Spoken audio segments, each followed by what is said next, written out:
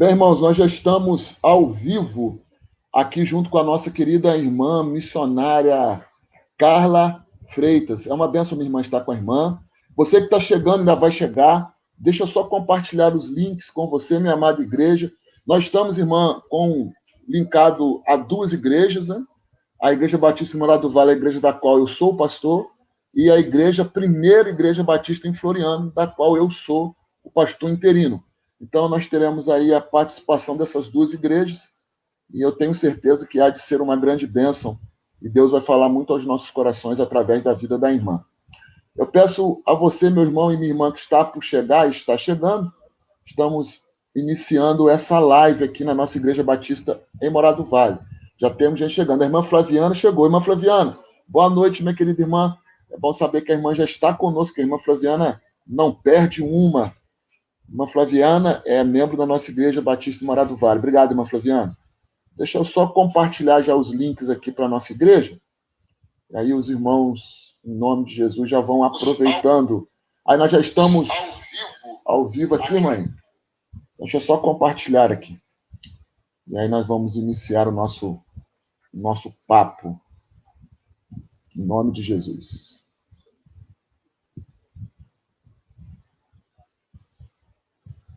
Vou colocar o link aqui, que com o link os irmãos chegam com mais rapidez. Isso, os irmãos estão chegando. Muito feliz os irmãos estarem chegando para participar conosco dessa grande conversa. Então eu peço só a compreensão dos irmãos e irmãs para que nós possamos compartilhar isso daí. Que bom. Deixa eu só já mandar o link também, irmão. Nós estamos com a participação da nossa querida irmã Luana. Daqui a pouco ela vai entrar também, junto comigo e com a nossa missionária Carla, para podermos desfrutar da presença do Senhor também e fazer perguntas sobre o nosso campo missionário. Campo esse muito importante, que eu estou muito curioso, irmã. Confesso à irmã que eu particularmente, estou muito ansioso por essa nossa conversa. Espero que nós saiamos daqui bem satisfeitos e felizes, e creio que sairemos. Deixa eu só passar aqui, irmãos. Isso. Acho que todos os links foram colocados. Isso. Só compartilhar mais aqui.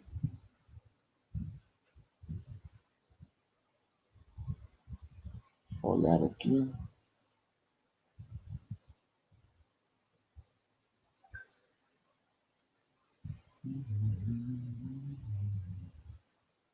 Que bom.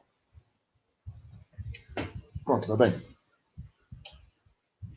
Irmãos, já fizemos a nossa parte introdutória, que é a hora que nós compartilhamos todos os nossos links. Espero você que esteja chegando possa estar conosco também nessa live. Venha participar com a gente, venha trazer a sua pergunta, né? É importante a sua pergunta para a gente. Então, se você puder, é claro, eu sei que alguns irmãos estão chegando do trabalho, estão também saindo para as suas faculdades. Se você não conseguir assistir agora, nós vamos entender. Você não pode deixar de assistir depois, que é uma grande oportunidade para você também participar conosco. Tá bom? E vamos iniciar então, irmãos, essa nossa live missionária. E eu queria convidar então, como eu falei, a nossa irmã Carla, ela se apresentar, falar um pouco da vida dela, falar um pouco sobre como ela chegou ao campo, fazer a parte introdutória dessa nossa conversa missionária. Fique à vontade, minha querida irmã. Obrigada, pastor. Eu quero saudar as igrejas, né? Igreja Batista Morada do Vale e PIB em Floriano, é isso?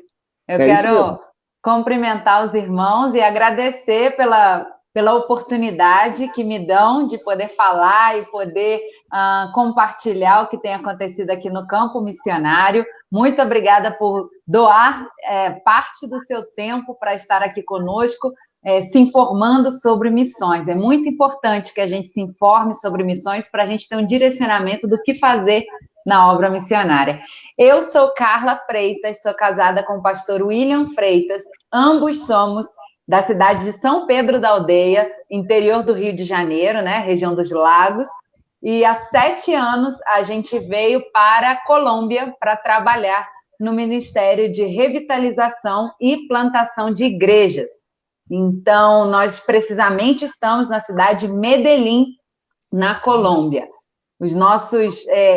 Esse já é o nosso segundo ministério. O primeiro, a gente revitalizou uma igreja já antiga, entregamos a um pastor nacional colombiano, e agora, nesse segundo ministério, nós estamos plantando uma igreja num município ao lado de Medellín, faz parte da Grande Medellín, é o segundo maior município do estado, cuja capital é Medellín. Então, aqui nós temos o desafio de plantar uma igreja, que já tem nome, é a Igreja Batista Casa de Paz, Iglesia Bautista Casa de Paz.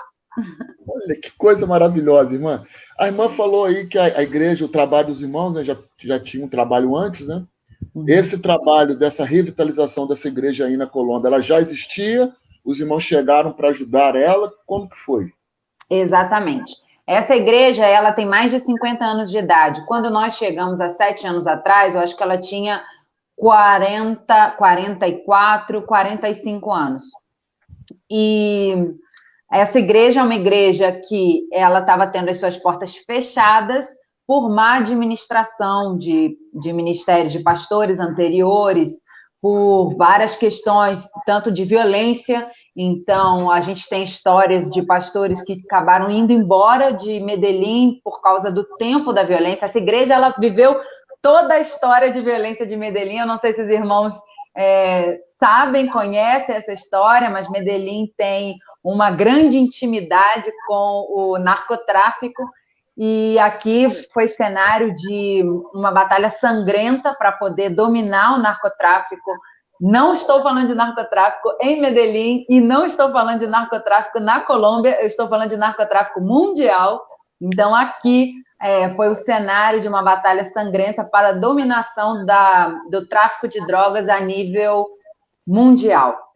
E essa igreja passou por tudo isso. Então, por causa de tanta violência, muitos pastores foram embora, ninguém queria assumir a igreja, e diante disso e tudo, os irmãos sem nenhum pastor, eles acabaram ficando pelo caminho, alguns ficaram, e a igreja foi diminuindo. E aí nós chegamos há 7 anos atrás para poder pegar essa igreja e trabalhar com ela, fortalecer ela, crescer um número de membros. Ela também tinha um colégio, tem um colégio, a gente também tinha esse objetivo de tirar o colégio das dívidas, de não fechar o colégio, mas ajudar para que o colégio pudesse continuar. E foi esse o trabalho, o ministério que a gente realizou nos 3 primeiros anos que a gente está aqui em Medellín, revitalizar a igreja e o colégio também. É interessante a irmã estar falando isso, eu estou aqui... Essa aí, irmã Calé, irmã Luana, que eu te falei, ela é a nossa promotora de missões, é um amor de pessoa, uma querida irmã, tem trabalhado conosco há algum tempo, né? E a Luana tem sido essa ajudadora nossa aí. A irmã falou sobre essa questão do narcotráfico aí, nesse primeiro momento que a irmã chegou.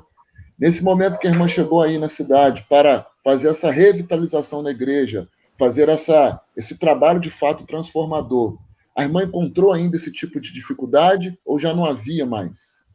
Não, claro que sim. Aqui a história de Medellín, ela está ainda bem atrelada ao narcotráfico. E a igreja que nós viemos pastorear, ela fica num bairro chamado Castilla. E esse bairro ele tem muita intimidade com a figura do Pablo Escobar. Pablo Escobar ali, ele dominava aquela região, e muitas das pessoas que ali vivem hoje, né, muitas das famílias, tiveram alguém que trabalhava para Pablo Escobar. Então, a gente tem um grande número de famílias que não tem o pai, né, ou senhoras que não têm o esposo, porque acabaram morrendo nesses conflitos entre combos. Combos seriam as facções, né, as facções criminosas, aqui eles chamam de combos. E aí, essa igreja, ela acabou, sim, esse bairro, ele ainda sofre muita influência. Existe aqui algo que se chama fronteiras invisíveis. As fronteiras invisíveis são lugares onde as pessoas, moradores de um lado, não podem passar para o outro lado. Mas a gente está falando de ruas, Então, uma rua pertence a um combo, a rua de baixo pertence a outro combo. Então, a cidade ela é bem dividida, é bem fatiada por essas fronteiras invisíveis. E dentro do bairro de Castídia, que é onde a gente trabalhava, existem vários combos. E a gente consegue ver bem, porque nas esquinas tem vários olheiros, né? Que são esses meninos que ficam olhando a circulação de pessoas, e geralmente são meninos já em cadeira de rodas, porque receberam uma bala, né? No meio de um tiroteio e acabaram ficando paraplégicos, e aí eles vão para essa função de ficar nas esquinas observando a circulação. Então, a princípio, quando nós chegamos para trabalhar nessa igreja, a gente teve receio, teve medo de estar passando para lá, para cá, de fazer as visitas aos irmãos, mas depois a gente entendeu que o Senhor iria cuidar da gente. E aí a gente começou a transitar por todo o bairro, que é grandíssimo, é enorme, é muita gente, é uma cidade dentro de Medellín, e a gente começou a transitar e fazer essas visitas que são tão importantes para o trabalho que a gente faz, né? O trabalho de pastoreio. E assim foi, o Senhor cuidou a gente, mas por mais de uma vez a gente se viu no meio de um tiroteio ali na igreja de Castídia, né? Sim. Em frente à igreja aconteciam tiroteios, porque era a rua principal do bairro.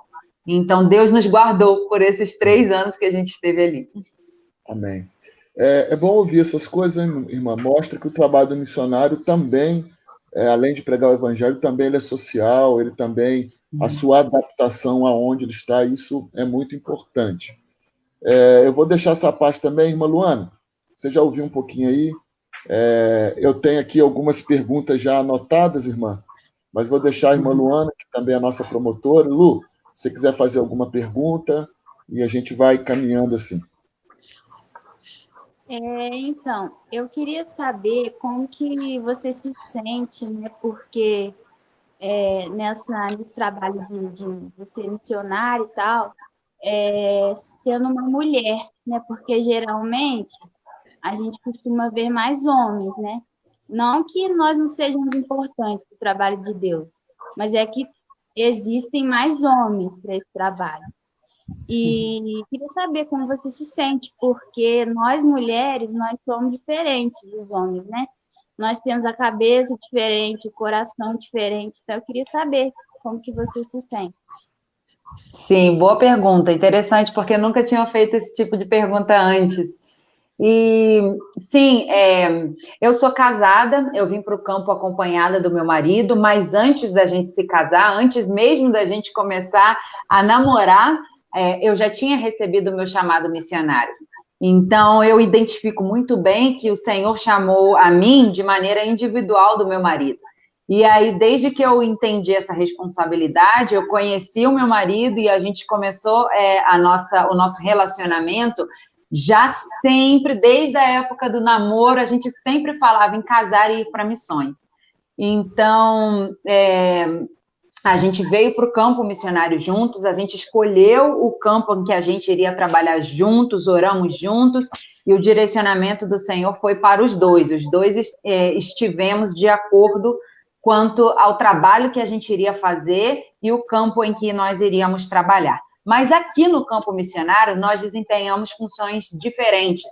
Então, meu marido é o pastor da igreja, eu sou líder do louvor, eu também faço um trabalho mais próximo das mulheres e das crianças. Meu marido faz um trabalho mais próximo à capacitação de líderes na igreja, principalmente líderes que têm um potencial para pastorear a igreja, porque a nossa função como missionários nunca é permanecer em um lugar, mas é plantar e preparar um líder para que possa assumir a obra, então a gente ir para outro lugar. Então, meu marido, ele desenvolve essa parte. E quando nós chegamos aqui na Colômbia, que nós trabalhávamos nessa igreja em que tinha um colégio, nós também começamos ali um projeto social. Eu comecei esse projeto social com as crianças, que se chama PEP. Eu acho que os irmãos talvez conheçam o PEP, é um programa de educação pré-escolar para crianças de 4 a 6 anos de idade, e a função do PEP é dar bases sólidas para as crianças poderem seguir na educação regular, para que elas não venham a desistir, o que é muito comum aqui, adolescentes que acabam saindo do colégio porque não tiveram essa base sólida para poder se desenvolver intelectualmente. E o PEP faz isso. Além, claro, de pregar o evangelho para as crianças e para as famílias das crianças. Então, ali eu comecei esse projeto social, então já era um ministério em que eu estava liderando e foi algo muito importante, muito especial para mim, foi a minha primeira experiência no campo missionário, né? Há 7 anos nós viemos para a Colômbia, e há 7 anos nós somos missionários, ou seja, foi o nosso primeiro campo e foi o meu primeiro ministério sozinha, né? Trabalhando sozinha. E foi muito, muito bom, foi muito edificador ver que eu podia me relacionar com as pessoas, ainda aprendendo espanhol, porque eu ainda estava aprendendo o idioma, e isso foi algo muito especial, porque isso é missões, né? A gente tem que se comunicar e se aproximar e se relacionar com o povo-alvo, que a gente quer pregar o evangelho. Então, por meio desse ministério, eu consegui atingir muitas famílias ali no bairro de Castilha. Entendi, minha irmã, entendi. A pergunta da irmã Luana ela é muito pertinente, né, irmã? Porque a gente fica sempre com essa impressão de que o campo missionário às vezes é só para homens, né? Uhum. Muito pelo contrário, né? O campo missionário é para todos aqueles que Deus os chama. E a gente nota isso claramente na vida da nossa irmã Carla. Tá vendo, Lu? Quem sabe Deus te envia também aí para um campo aí. Irmã Carla, a irmã falou de algumas coisas que já está chegando pergunta aqui para gente, mas a irmã falou de uma coisa muito importante que eu queria fazer já essa primeira pergunta para a irmã aqui. A irmã falou dessa questão da preparação de novos líderes. Nós falamos na live anterior, e eu sou professor de seminário, e a gente vê uma grande dificuldade hoje para encontrarmos esses novos chamados, isso é, esses homens e mulheres dispostos a servir ao Senhor, né? Eu tenho sentido, eu como pastor, pode ser que esteja cometendo algum tipo de engano, mas pelo que eu vejo, né, em sala de aula, como sou professor de seminário, eu vejo pouco engajamento de líderes, homens e mulheres dispostos. Aí no campo missionário, aí que você disse que seu esposo faz esse trabalho, vocês têm essa dificuldade ou o povo colombiano há essa disposição em trabalhar, em fazer a obra, em alcançar de fato pessoas para Cristo aí no local, o povo? Então, pastor, aqui a gente tem uma questão cultural que as pessoas buscam não se comprometer com nada, com nenhum âmbito na vida delas.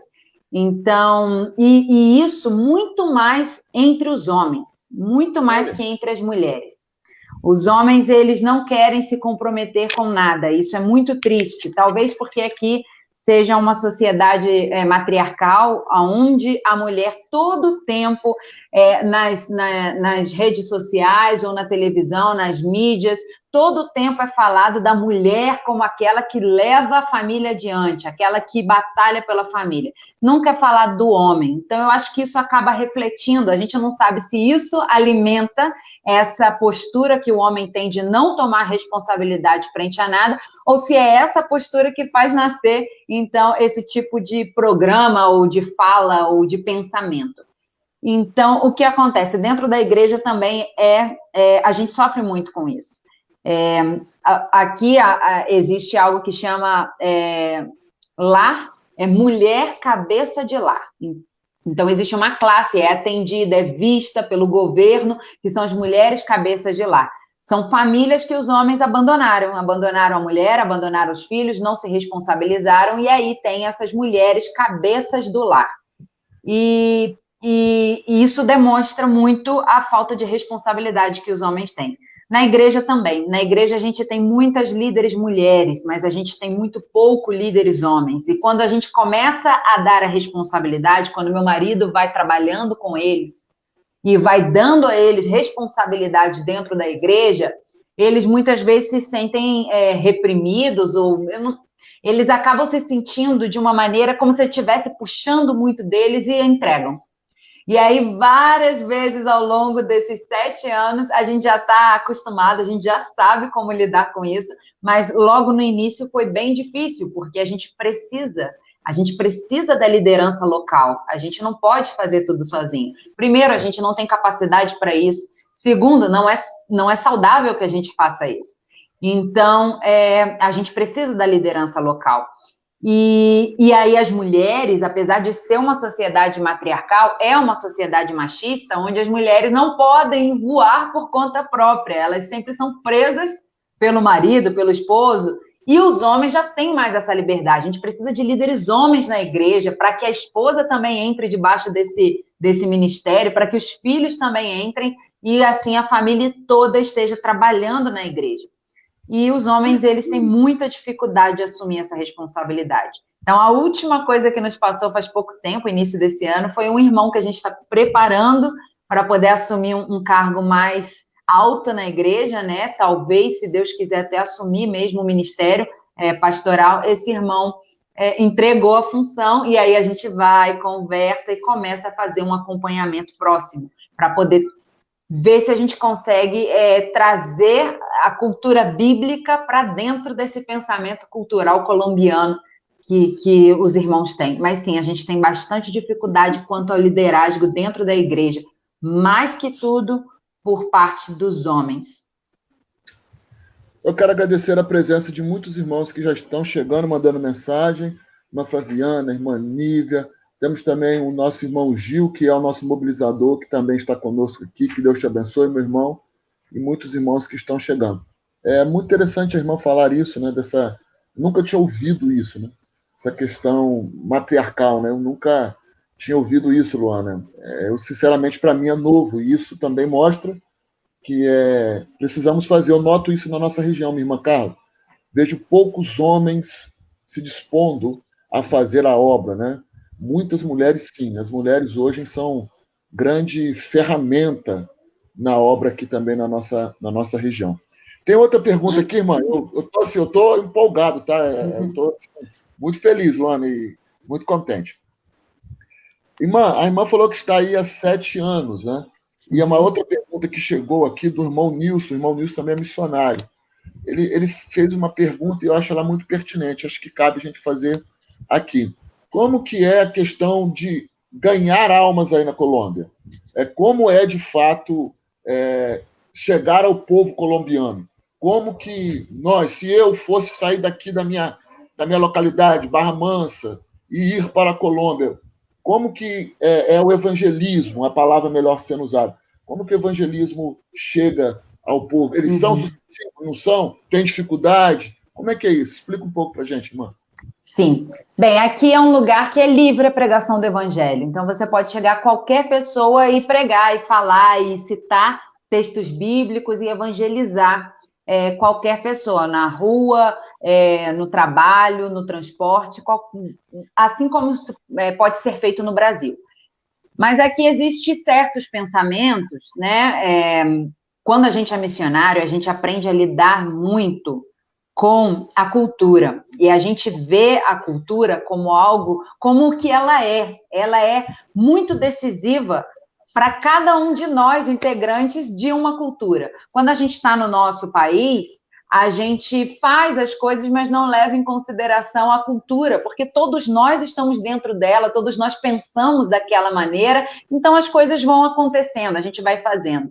Quando a gente está no outro país como missionário, a gente tem que aprender qual é a cultura, qual é o pensamento que está na mente daquela pessoa que a gente está evangelizando. E aí, ao longo desses anos, a gente conseguiu, está conseguindo, porque é muito complexo, uma cultura é algo muito complexo, mas a gente tem conseguido decifrar algumas coisas. E aí, uma delas é que aqui há uma grande influência do catolicismo, porque é uma sociedade muito tradicional. A Colômbia, como tal, é uma sociedade tradicionalmente católica, mas aonde nós estamos, que é o estado de Antioquia, cuja capital é Medellín, é o estado mais tradicional, mais católico dentro da Colômbia. Aqui um número de, por exemplo, de padres é muito superior a outros estados dentro da Colômbia. Então, é uma sociedade muito católica. Então, quando a gente vai falar de Jesus, é muito comum que as pessoas interpretem o que a gente está falando dentro do prisma católico. Então, muitas vezes, os ensinamentos e tal, que são passados dentro da religião católica, eles não são os mesmos que nós pregamos, né? Os mesmos que nós falamos.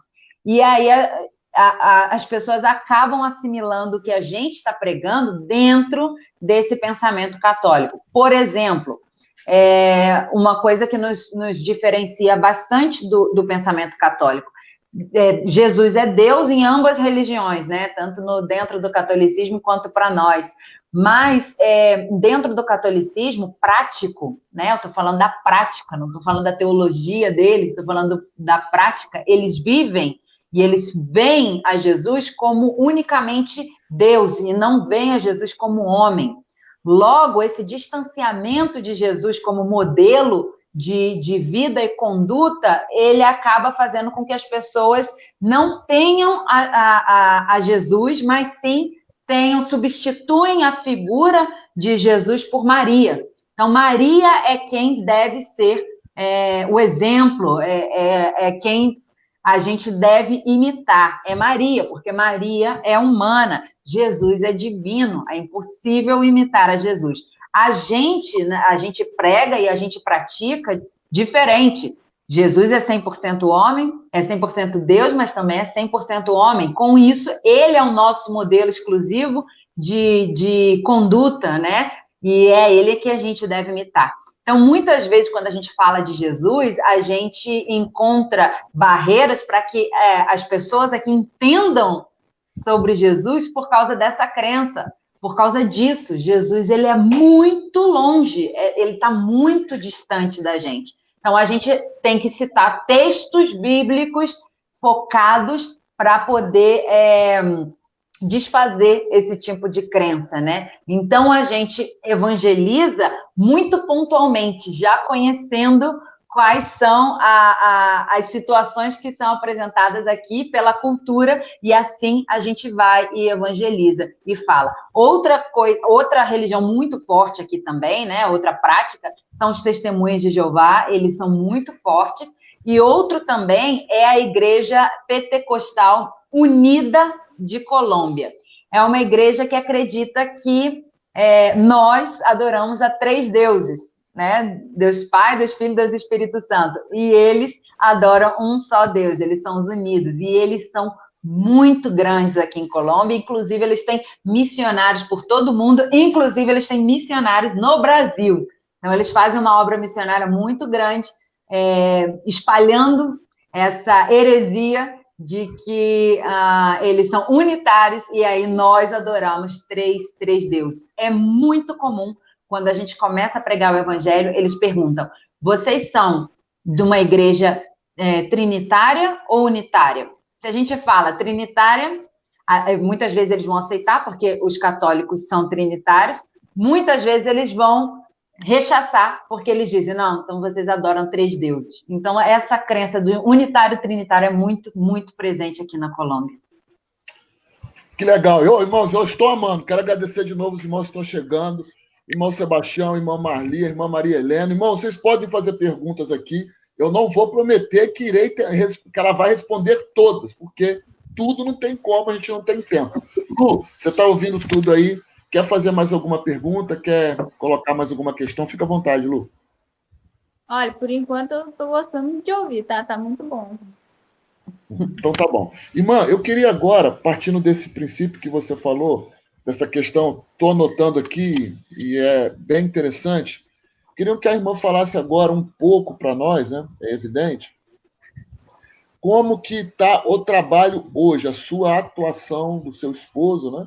No trabalho de hoje, nessa nova fase de implantação de igreja, né? como que vocês estão trabalhando agora especificamente na plantação de igreja? O que vocês estão fazendo nesse sentido? Então, a gente, desde 2017, junho de 2017, a gente começou plantando uma igreja aqui no município de Bédio. Bédio, como eu já disse, né, é o segundo maior do estado e é o mais violento de toda a Colômbia. Então, é um município pobre, é um município de trabalhadores. As pessoas aqui que moram aqui vão trabalhar em Medellín. Então, da Grande Medellín é o município onde você vai encontrar mais miséria, mais pobreza, pessoas realmente passando fome, famílias inteiras vivendo dentro de um quarto.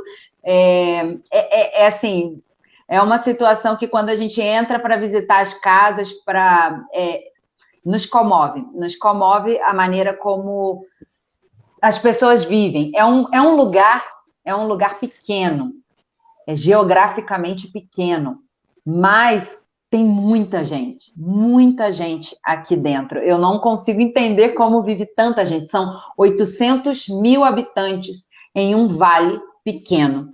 Então, a maioria das pessoas, elas vivem em cima das montanhas. Então, elas vão construindo, e são montanhas altas mesmo. São montanhas altas.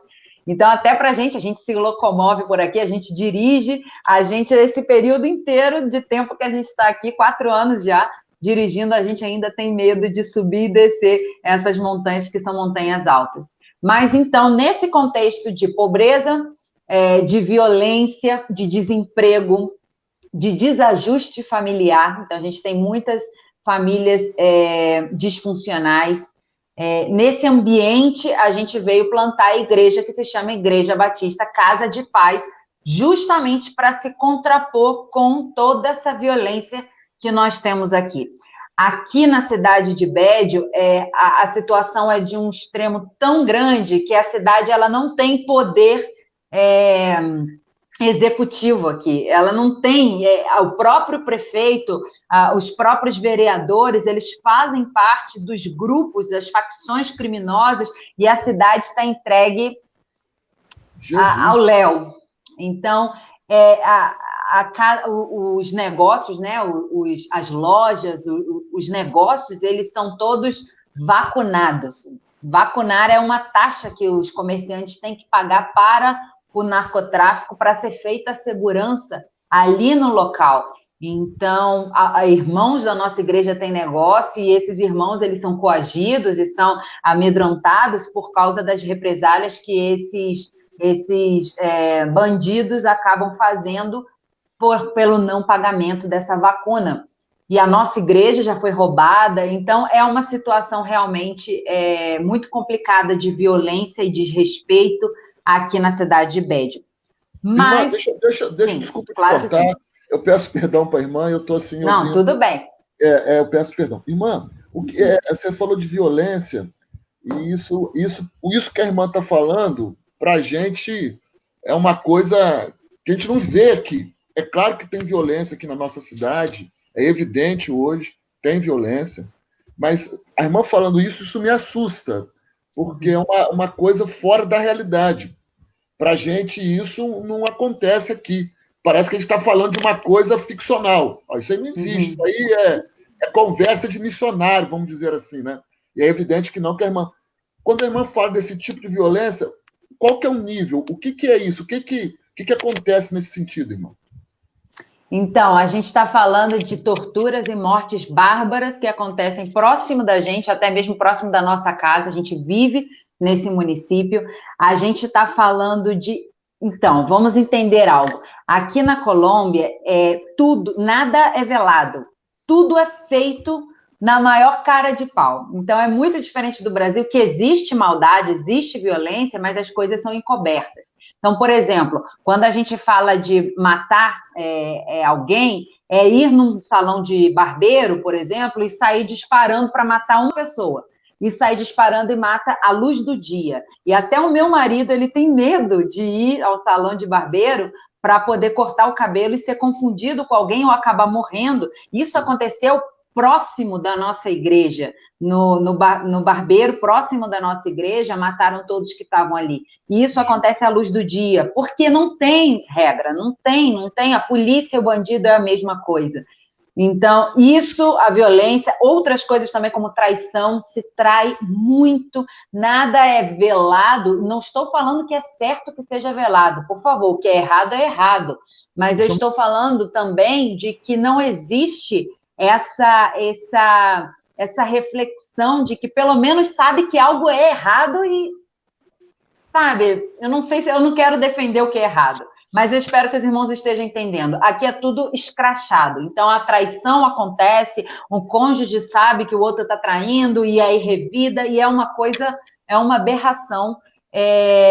Entre outras coisas também, como, por exemplo, dar bebida para crianças nas festas, e as crianças ficam bêbadas e os adultos ficam rindo, e isso acontece como se nada, violência sexual, violação às crianças, os pais sabem, acabam sabendo, mas tem medo de alguma coisa, então a gente às vezes trabalha com famílias que sabem que está acontecendo, mas não afasta a criança do seu agressor, e tudo é muito, muito assim, à luz do dia.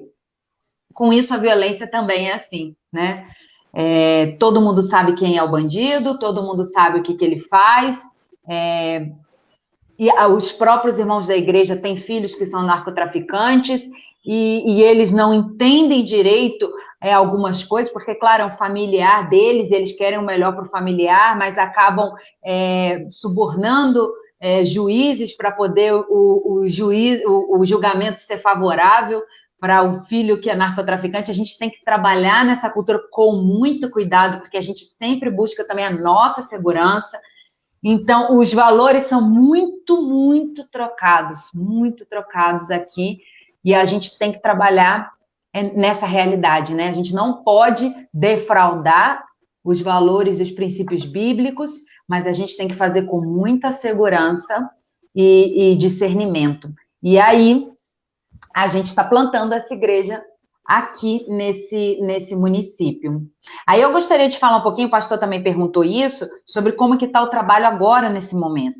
A gente, em 2020, viveu, né, a pandemia, a gente ainda está vivendo, mas a gente viveu a quarentena aqui no nosso município. Nós estávamos no Brasil, William e eu, fomos para o período de promoção do ano passado, mas aí os aeroportos fecharam e a gente acabou ficando até novembro, que foi quando a gente pôde regressar para o campo, e desde então a gente está fazendo um trabalho de captar novamente as pessoas que estavam indo na nossa igreja, que frequentavam os membros da nossa igreja, porque muitos se desanimaram, muitos abandonaram a fé, acabaram indo embora da igreja. A gente foi atrás, a gente buscou, mas eles com todas as letras falaram que não querem mais congregar. Então, a gente está com um grupo bem menor. Antes a gente tinha uma assistência na igreja, uma frequência na igreja de 60 a 70 pessoas. Hoje, ainda com o distanciamento das cadeiras e tal, com tudo isso, a gente consegue alcançar 30 pessoas por domingo, né? Um número bem diferente, metade ou menos da metade. Mas a gente entende que esse grupo que ficou é um grupo fiel, e é com esse grupo que a gente vai trabalhar, e com eles a gente tem conseguido avançar já nesses primeiros meses desse ano. Mas foi bem difícil para nós. A gente, graças a Deus, tinha um valor poupado para pagar o aluguel da nossa igreja, e com esse valor que a gente poupou nos primeiros anos da igreja, a gente conseguiu pagar o aluguel no ano passado, mas esse valor já terminou. E agora a gente está sofrendo para conseguir pagar o aluguel, porque os irmãos, muitos deles, não têm mais emprego, né? Estão desempregados por causa da pandemia. Então, esse é o cenário que a gente está. A gente tem um grupo de irmãos, ao redor de 30 irmãos que estão indo na igreja, mas esses 30 irmãos não conseguem levantar recursos, né, para poder pagar o aluguel da nossa igreja, que em reais deve ser mais ou menos R$1.700, R$1.800 deve ser o valor do aluguel da nossa igreja, né? Se a gente for fazer a conversão. Fora todas as taxas, tudo isso, é a conversão feita assim, né? Mas é isso que a gente... Esse é o momento que nós estamos vivendo agora. E interessante que muitos irmãos que eram da nossa igreja se foram abandonar a fé, mas a pandemia também trouxe outras pessoas debilitadas, necessitadas de uma esperança. E aí a gente tem feito trabalho com novas pessoas. Então a igreja, a gente sentiu que a igreja ela deu uma parada, uma estagnada daquele crescimento que a gente ia vindo, porque teve uma renovação. Pessoas se foram e pessoas vieram. E glória a Deus por isso, a gente vai seguir. Mas com isso atrasou os nossos planos de entrega da igreja. Uhum. Isso que a irmã fala desses irmãos que abandonaram a fé, ou deixaram de seguir, ou desanimaram da fé, né? Eu quero, assim, até me fazer entender, irmã, sobre isso. Foi o efeito pandêmico, né? Foi o efeito da pandemia, ou foi porque a presença dos irmãos aí já não era mais presente devido também a isso? Qual foi, assim, a análise da irmã? O que levou a esse distanciamento, né, da igreja? Uhum. E uma outra pergunta que é dentro dessa também, que eu acabei de receber aqui, é sobre a questão, já que nós estamos falando desse distanciamento, como que vocês trabalham essa questão? Tem muito trabalho social que vocês fazem, como você está no local pobre, né, vamos dizer assim, um local carente, cheio de dificuldades, vocês trabalham em áreas específicas da comunidade, vendo as necessidades da comunidade, ou não? Ou simplesmente é mesmo um trabalho evangelismo, boca a boca, sobre Jesus e tal? Como é que é feito esse trabalho especificamente? Antes, deixa eu mandar um recado aqui, irmã Carla, para uma pequena. Antonella, o pastor também está te vendo, minha filha. Deus te abençoe, tá? Obrigado por você estar ouvindo. Ela fez 6 anos, irmã Carla, tá bom? Ela é uma a primeira criança que eu apresentei na igreja. Então, eu vou pedir também, irmã Antonella, a irmã Carla, missionária, te mandar um tchau aí. Joia. Antonella, Deus te abençoe, Antonella. Feliz aniversário. Que nome lindo. Estou anotando aqui a perguntinha para eu poder não esquecer. Então, vamos lá. A primeira, quanto à saída dos irmãos. O trabalho que nós fizemos no ano passado, no Brasil, estando no Brasil, seria o mesmo que nós faríamos estando aqui na Colômbia. Porque todo o período que a gente ficou no Brasil, tanto o Brasil as igrejas não podiam abrir, quanto aqui na Colômbia também. E aqui na Colômbia foi mais difícil a quarentena que no Brasil, porque aqui fechou tudo e as pessoas só podiam sair com o último número da identidade delas. Então, elas só podiam fazer compras um dia na semana com o número daquela identidade, aí iam no supermercado e voltavam. E as igrejas foi a última coisa a abrir no processo de reabertura. Então, quando nós chegamos aqui, em novembro, foi quando a igreja pôde abrir. Então, a gente já abriu a igreja, nós à frente da igreja. Mas no Brasil, a gente fez todos os nossos cultos online, tudo, a gente fazia aconselhamento pela internet, a gente sempre mandava mensagem, sempre ligava para os irmãos, a gente sempre estava preocupado com a situação dos irmãos, até porque a gente já conhecia a situação de pobreza aqui, né, do município. Então, o que eu acredito? Eu acredito que nesse tempo de pandemia, não somente na Colômbia, mas no Brasil e em outros lugares também, muitas pessoas que estavam na igreja mantendo uma religiosidade, ou seja, se sentindo em paz, e como se estivesse pagando as suas dívidas com somente ir à igreja, essas pessoas, ao ver que elas podiam sobreviver sem ir à igreja, não estou falando de sobreviver bem, né? Eu estou falando que essas pessoas, de repente, que iam à igreja por medo ou por não sentir-se culpadas diante de Deus, elas viram que a igreja não abria. Então, essas pessoas, elas se foram. Porque nunca elas estiveram presentes dentro da igreja por causa de Jesus. Somente foi para poder aliviar a consciência delas dentro de uma prática religiosa, dentro daquilo que elas achavam que iam agradar a Deus. Essas pessoas viram que a maneira como elas viviam, elas não deixaram de ganhar ou perder bênçãos por isso, porque Deus não trabalha dessa maneira. Então, essas pessoas foram embora da igreja.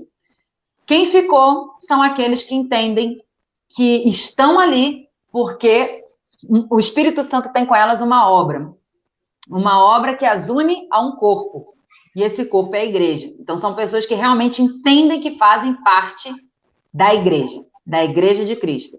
Então muitas dessas pessoas se foram. Muitas delas a gente sabe que é a tradição católica, que é uma tradição que fala muito sobre a prática, né? E muitos católicos não vão por esse lado de ter a Jesus Cristo, senão vão pela prática de ir naquela missa. E isso acaba também fazendo com que muitos crentes colombianos também acabam herdando isso, né? Então, eu acredito que seja isso, pastor. Muita gente estava na igreja só por estar. E aí se foram. E agora, esses que estão agora, é um grupo comprometido, é um grupo que entende que está ali não por mim, não pelo meu esposo, está ali por amor a Jesus e por obediência à palavra. Irmã, mas isso a irmã é perfeita, desculpa te cortar, a irmã é perfeita nisso. É tão bom ouvir isso, glórias a Deus por isso. Que, na verdade, não é só na Colômbia, não. A pandemia mostrou uma face dos religiosos de todas as igrejas. Acho que isso é importante ser dito. E a irmã foi cirúrgica ao dizer isso. Isso não é uma situação colombiana, isso é uma situação de toda a igreja, mundialmente falando, né? Eu ouvi muito falar sobre a pandemia vai colocar em nós vamos ser pessoas melhores. Só há condição de ser melhor. Só há condição de ser melhor em Cristo. Fora de Cristo não há condição de ser melhor. Então, é tão bom ouvir isso, porque mostra uma face da religiosidade que há também no nosso povo brasileiro, porque somos natural do catolicismo, né? Então, é muito bom ouvir isso. Mas a irmã pode continuar. Eu precisava dizer isso, irmã, porque é algo... A Luana sabe, né? Eu tenho falado sobre isso, pregado sobre isso. E como é bom ouvir isso, em nome de Jesus. Exatamente. Eu até aproveito para falar que se alguém que está escutando a gente tem esse sentimento ao ir na igreja, esse sentimento de se aliviar da culpa, de achar que está agradando a Deus com isso, eu falo para o irmão que o irmão ou a irmã deve abrir seus olhos para poder ver o que realmente está te motivando a fazer parte da igreja. O que deve te motivar é Jesus Cristo, é o agradecimento a Ele pela salvação que Ele te deu e é a obediência à palavra, porque Ele disse, né, que deveríamos obedecer os mandamentos dEle e essa é a única maneira que a gente tem de demonstrar que amamos a Ele. Então, se o irmão está indo na igreja, está batendo ponto na igreja, seja quantas vezes por semana o irmão ou a irmã faz isso, aí não está a sua salvação, essa deve ser a consequência da sua salvação, mas aí não é a razão dela, ou seja, você não deve ir para ser salvo, para sentir que está agradando a Deus.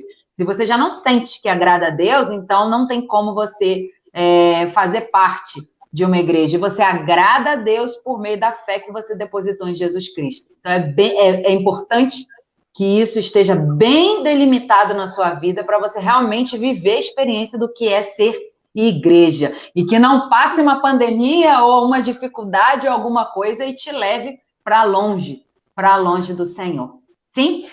A segunda pergunta que o irmão fez, que o pastor fez, foi sobre o trabalho que a gente desenvolve aqui, esse lado social. Nós temos sim... E aproveita aí com o trabalho social, aí eu falando, te cortando toda hora, mas eu estou muito feliz. Não, pode falar. Desculpa, tá? Nós fazemos um trabalho com crianças aqui na nossa igreja, um trabalho que eu, pastor Luciano, vejo com bons olhos, ele é muito relevante. Nós temos alcançado muitas crianças aqui. E uma delas é a Antonella. Eu sinto a necessidade da criança participar. Tem a Antonella, tem a Maria, tem Letícia, tem Sofia, tem Laura. E nós temos muitas crianças na nossa igreja, graças a Deus. Já que a irmã vai entrar no trabalho social, aproveita e fala para a gente também como que é esse trabalho com crianças que você realiza. Joia. Bem, na área social, a gente tem projetos para poder desenvolver aqui na nossa igreja, projetos na área tanto com mulheres como com crianças, e também o desejo de desenvolver algo com os pais de família, principalmente na parte financeira, ensinando a que eles possam ser bons administradores dos recursos, porque aqui pela má administração, não é nem falta de recurso, porque com o menor salário que a gente possa conseguir, se a gente administrar bem, a gente consegue viver. Aqui, no caso, realmente, como que é a palavra? Em espanhol é derrochar. Como seria em português? Ou seja, jogar fora os recursos, não fazer um bom uso dos recursos. Então, a gente tem, sim, essa vontade de trabalhar. A gente, no nosso trabalho aqui social, a gente entrega cestas básicas às famílias, principalmente famílias da nossa igreja. Então, a gente sempre arrecada alimentos com os nossos irmãos da igreja e ofertas que vêm também de igrejas do Brasil, e a gente sempre entrega cestas básicas, porque a carência é muita. Então, a gente sempre faz, a gente chama de canasta de amor, que seria cesta de amor, e a gente entrega essas cestas básicas, primeiramente para as famílias da igreja e segunda, né, para famílias que os nossos irmãos conheçam. Esse é o trabalho que a gente realiza, né, na nossa igreja social no momento, mas a gente tem projetos para serem desenvolvidos futuramente. O trabalho com as crianças nós temos realizado na igreja, na nossa escola bíblica dominical. Também durante a pandemia a gente sempre mandou para as crianças os vídeos e tal com as aulas, a gente nunca deixou as crianças de lado, e a gente também trabalha no aconselhamento das crianças. Existe um aconselhamento, um projeto chamado Projeto Calçada, que é aconselhamento diretamente para as crianças, e é muito importante, porque as crianças, nesse ambiente todo conturbado que tem aqui, a gente vê claramente nelas a representação dos adultos. O mesmo pensamento passado para elas, as coisas que falam, que reproduzem, é exatamente a mesma coisa, porque estão dentro da cultura, né? Então, a gente também faz esse trabalho de poder desconstruir na mente das nossas crianças certos tipos de pensamento, que são pensamentos de morte, né? Pensamentos que não são de vida. Muito bom ouvir isso, irmã. Tem uma outra pergunta que me chegou, eu até baixei aqui para anotar. A irmã falou sobre o trabalho, a questão do trabalho que se há aí, né? A gente sabe que a moeda é o peso colombiano, né?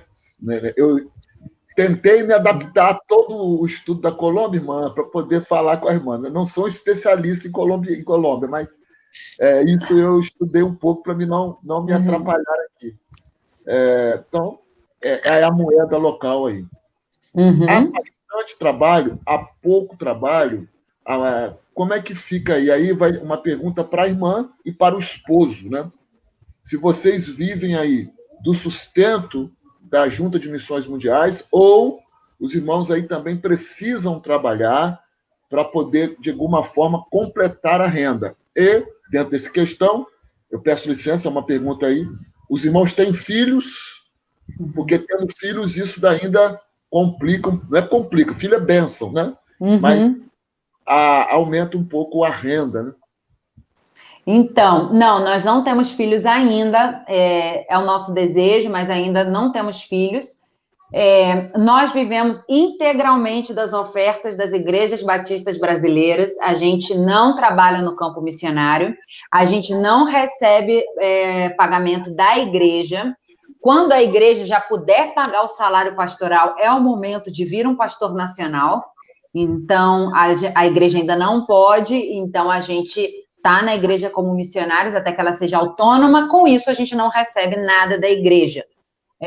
Todo o valor que a gente recebe é da Junta de Missões Mundiais, que repassa as ofertas das igrejas batistas brasileiras. Então, e assim não é somente conosco, mas é com os quase 2.000 missionários ao redor do mundo, para que os irmãos vejam a importância de participar da campanha de missões e também de se comprometer com a adoção de um missionário, porque nós precisamos ter essa segurança financeira no campo para que a gente possa se dedicar à obra missionária, senão a gente vai estar sempre preocupados, né, sem tranquilidade. Imagine você não conseguir dormir porque não sabe como vai ser o dia de amanhã.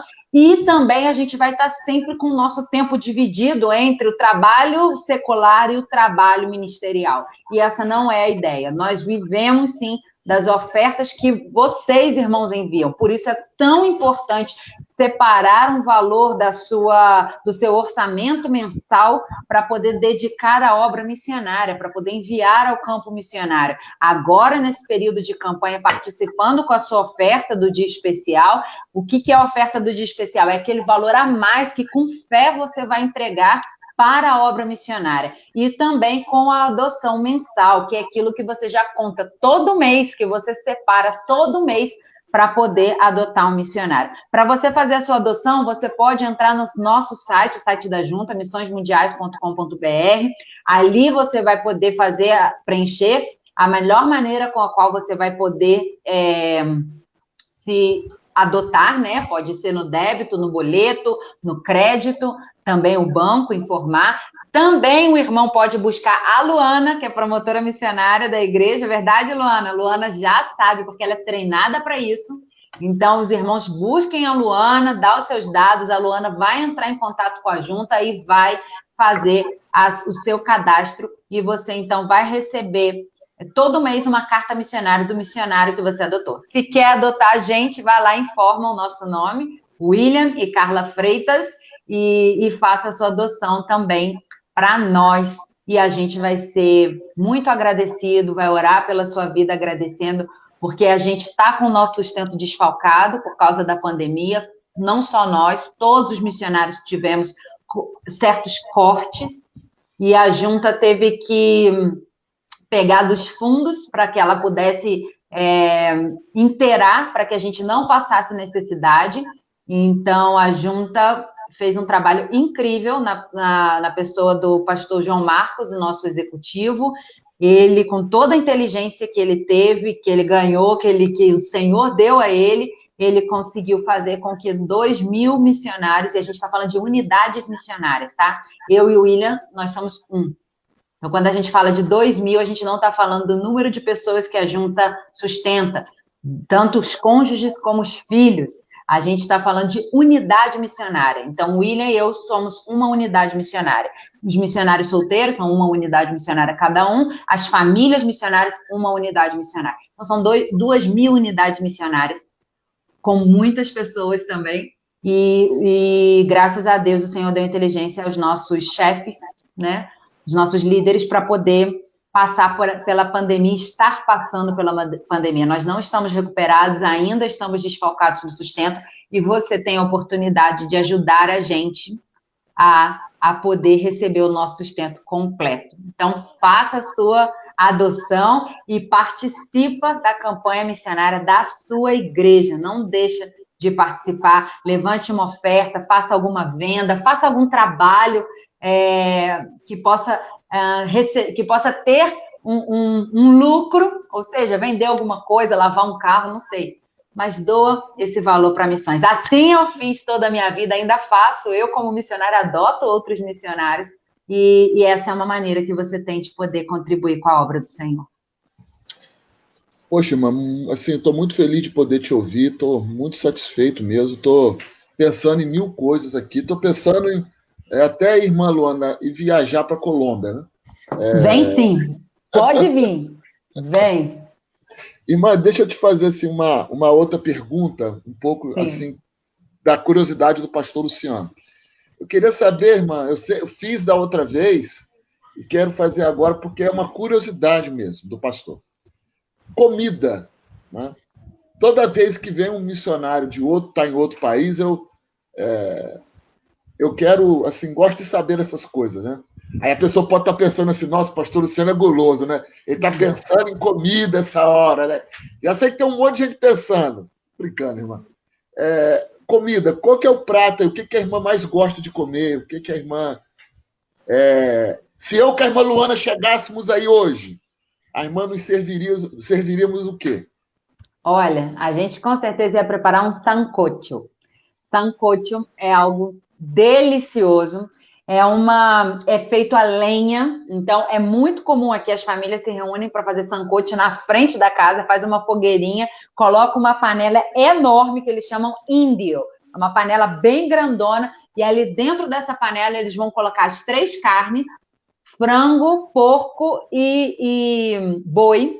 Então, coloca dentro da panela as 3 carnes, coloca também cenoura, batata, vários tipos de batata, até uma pequenininha, que é para derreter, para o caldo ficar bem grossinho.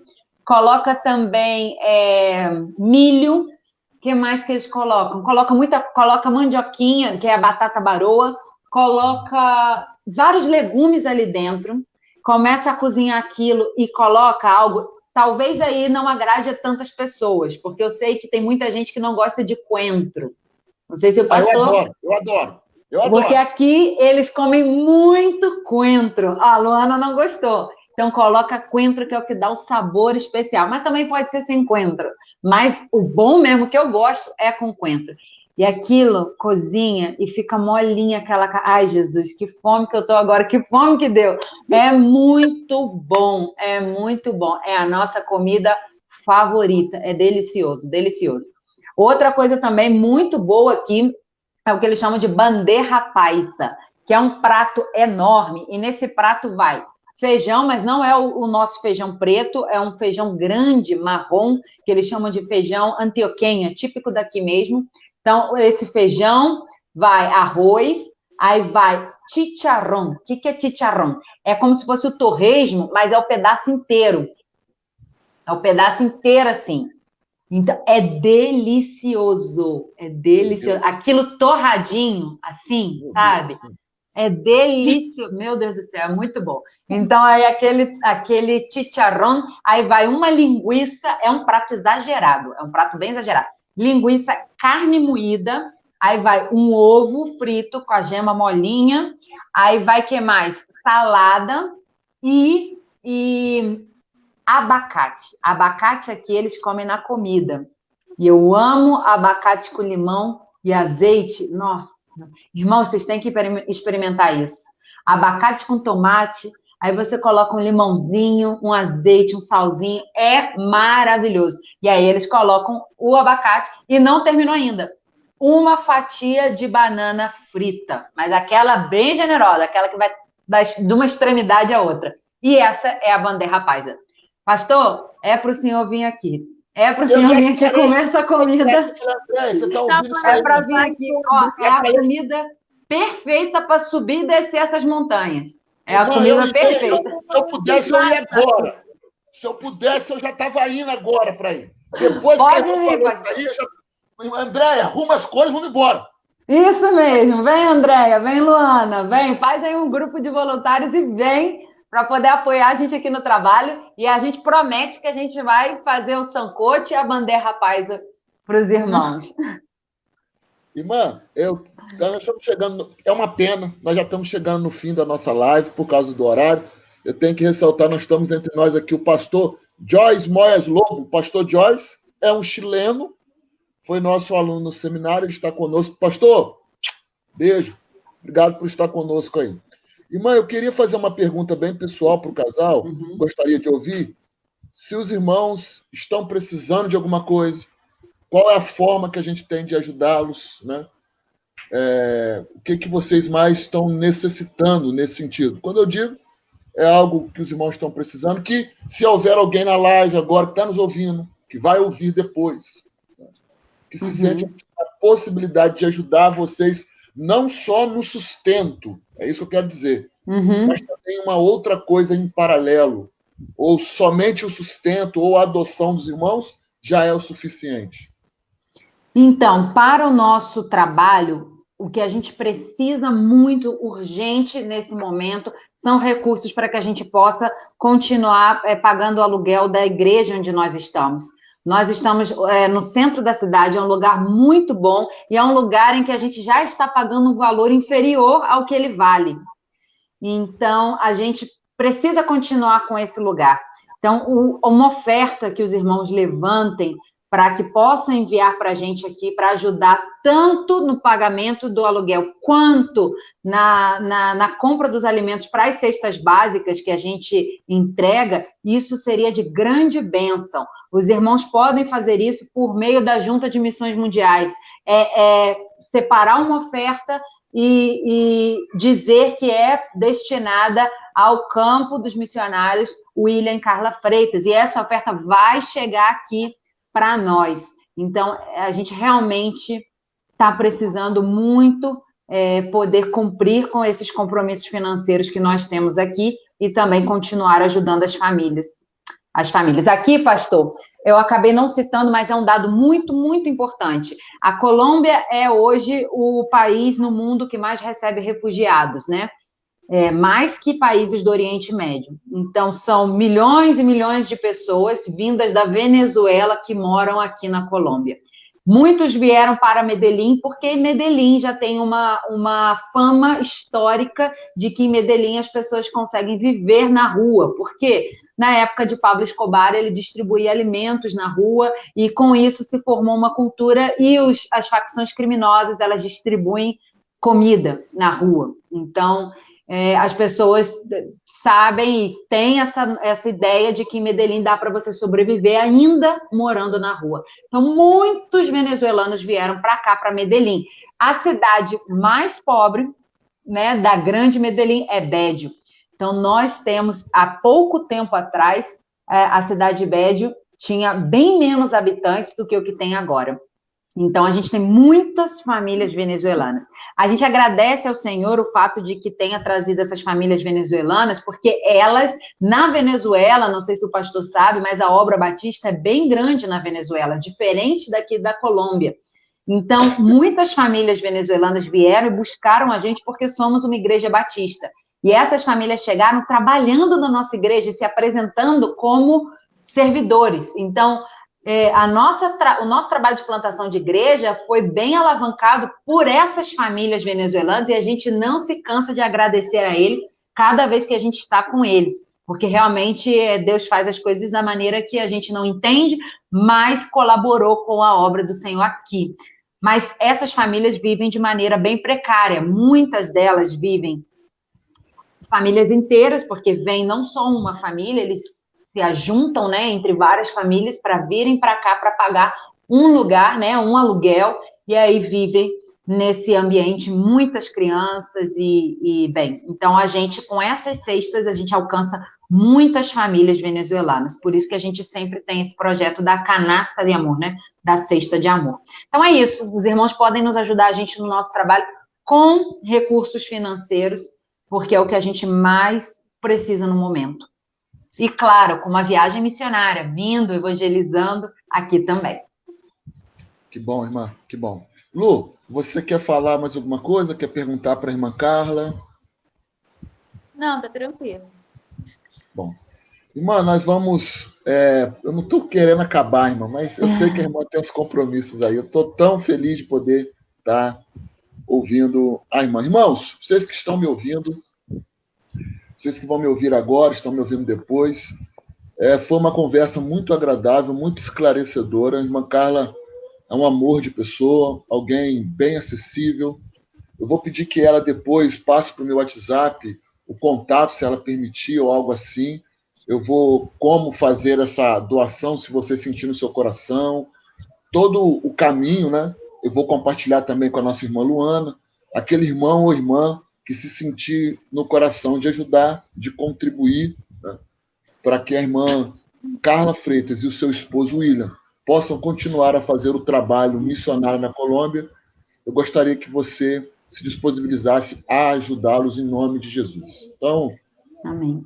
Ore, deixa Deus falar no seu coração, porque eu tenho certeza que esse trabalho que hoje nós ouvimos, é claro, nós ouvimos um pouquinho, sei que a irmã Carla tem muito ainda a nos falar, e tenho certeza que, para mim, foi edificante saber que existe um casal fazendo essa obra lá, mesmo em meio a tantas lutas e dificuldades. Aí eu lembro de apóstolo Paulo falando aos Tessalonicenses no capítulo 2, ao dizer que, mesmo em meio à luta, à dificuldade, eu continuo proclamando o Evangelho. Então, eu fico feliz de poder ouvir isso e saber que Deus tem sido bom conosco neste tempo. Irmã Carla, a irmã quer fazer as considerações finais, quer falar mais alguma coisa para a gente caminhar para o fim? Eu quero agradecer a oportunidade uma vez mais, dizer que esses momentos assim são muito importantes. Não vou dizer nem que é importante para a igreja, porque é sim, mas é muito importante para nós missionários. A gente ter esse contato com os irmãos que apoiam a gente. Isso é muito importante para a gente não se sente sozinho, a gente não se sente desamparado, a gente sabe que tem um exército que está orando por nós, que se preocupa por nós, que valoriza o trabalho que a gente faz, que muitas vezes não é valorizado pelos nacionais, né? Porque tem a gente sabe, né, como é evangelizar, muitas vezes são muitas portas que se fecham, ou esse sentimento, às vezes, de desamparo ou de rechaço, né? Enche, às vezes, o nosso coração, mas saber que tem pessoas que acreditam em nós, no nosso potencial, no trabalho que a gente faz, isso é muito, muito importante para nós. E aí eu quero ler o versículo tema que diz da campanha desse ano, que é 2 Timóteo 1,7, que diz: porque Deus não nos tem dado espírito de covardia, mas de poder, de amor e de moderação. E o tema da nossa campanha é Viva o Poder de Transformar. Então, se a gente for guiado pelo espírito de covardia, a gente não faz nada. O apóstolo Paulo está falando ali para Timóteo: não permita que o espírito de covardia entre no seu coração. Não olhe para os sofrimentos que eu estou passando e não permita que isso te atemorize. Muito pelo contrário, que é o espírito que o Senhor te deu, que é de poder, de amor e de moderação, que ele encha a sua vida, porque é esse espírito que vai te capacitar para você fazer a obra do Senhor, ainda em um ambiente que possa provocar medo, que possa provocar covardia. Ainda nesse ambiente, você vai poder viver esse poder de transformar vidas ao permitir ser transformado pelo Espírito Santo. Então, essa é a mensagem que eu quero deixar para os irmãos nessa noite. E muito obrigada de novo, pastor, pelo convite. Que Deus abençoe a vida do pastor, que Deus abençoe a Igreja Batista Morada do Vale, que Deus abençoe a PIB em Floriano, que Deus abençoe cada irmão, cada irmã, cada família representada que nesse momento está aqui ouvindo, participando dessa live. Que Deus abençoe a sua vida. Bem. Ô, Lu, você pode cantar para a gente? Claro, pode sim. Então tá contigo. Amém. Então vamos glorificar o nome do Senhor, que é isso que nós estamos aqui. É o motivo que nós estamos aqui. Vem o Senhor, minha vida oferecer, como oferta de amor e sacrifício.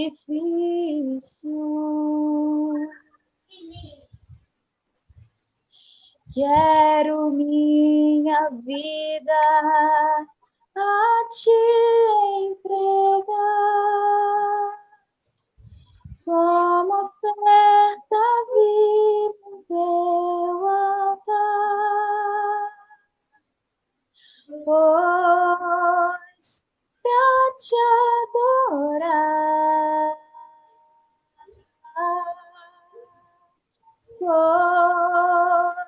que eu nasci, sobre mim o teu querer, faça o que está em teu coração, e que a cada dia eu queira mais e mais estar ao teu lado, estar ao teu lado, estar ao teu lado, Senhor.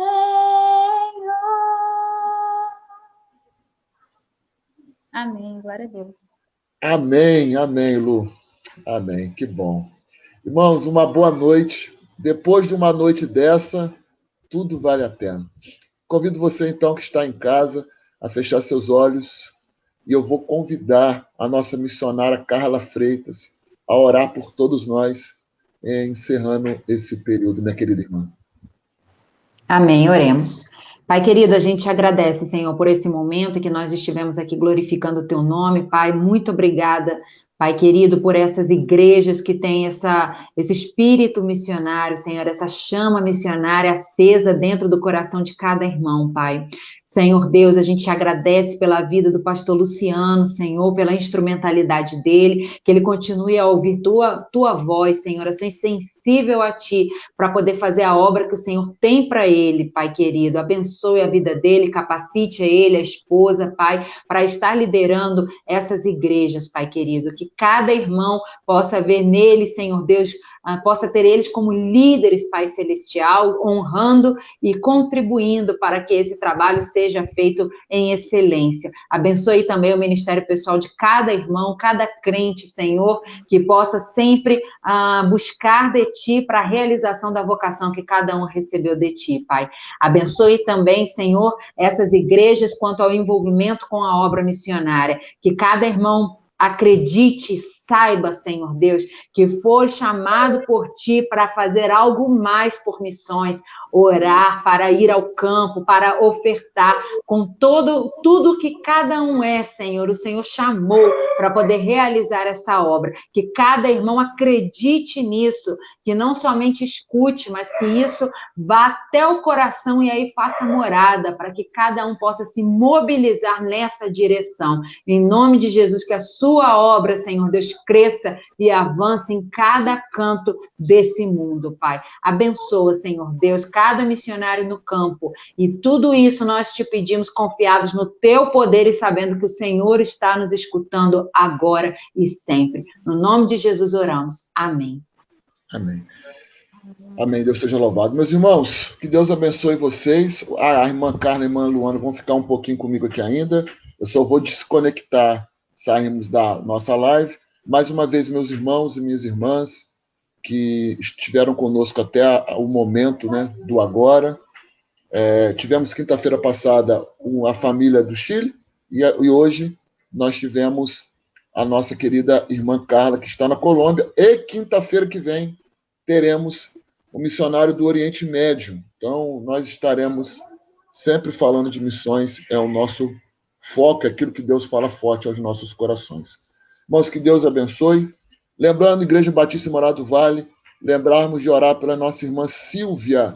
Ela perdeu a sua irmã, né? Está na glória agora, mas orar pela irmã Silvia, pela família enlutada, em nome de Jesus. Irmãos, se Deus permitir, até domingo, aonde nos encontraremos para louvar o nome do Senhor Jesus.